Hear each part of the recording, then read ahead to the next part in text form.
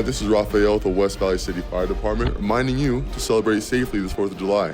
Always light fireworks away from the buildings and dry grass, and keep a water source nearby.